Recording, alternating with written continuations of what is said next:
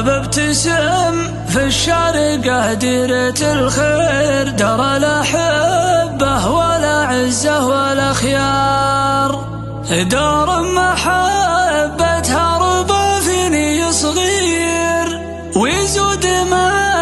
عمري وانا احب ذا الدار.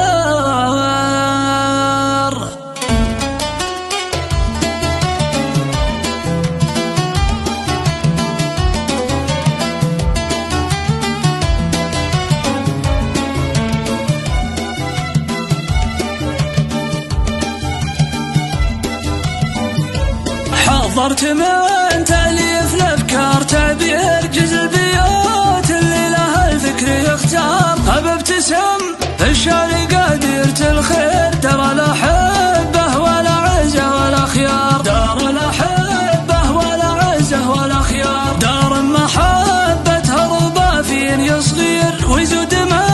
عمري وانا احب ذا الدار، دار الثقافة والادب والمناعير، دين وحضارة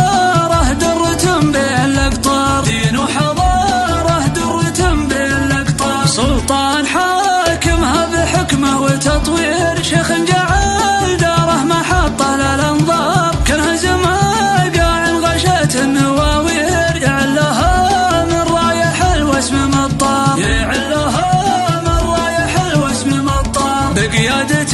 الليل العلا واصل السير، سيف على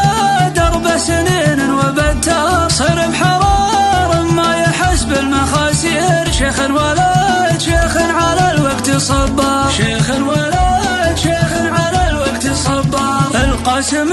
يبغي دواوين وتحير، في وصف مثله يلجم كل بطار، وارجو سموحه كان بالقول تقصير، في مدح منهم فوق وصفي والاشعار، في مدح منهم فوق وصفي والاشعار، حضرت من تأليف الافكار تعبير جزء البيوت اللي لها الفكر يختار، بابتسم في الشارقة ديرة الخير، درى لا حبه ولا عزه ولا خيار، دار لا حبه ولا عزه ولا خيار، دار محبتها ربى فيني صغير، ويزود مع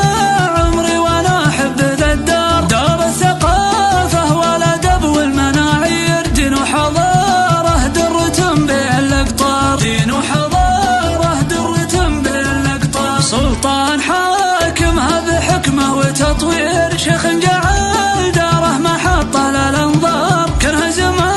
قاع غشت النواوير، يعلها من رايح الوسم مطار، يعلها من رايح الوسم مطار، بقيادة الليل العلا واصل السير، سيف على درب سنين وبتار، صير بحرار ما يحس بالمخاسير، شيخ ولد شيخ على الوقت صبار، شيخ ولد شيخ على الوقت صبار، القاسم يبغي دواوين وتحير، في وصف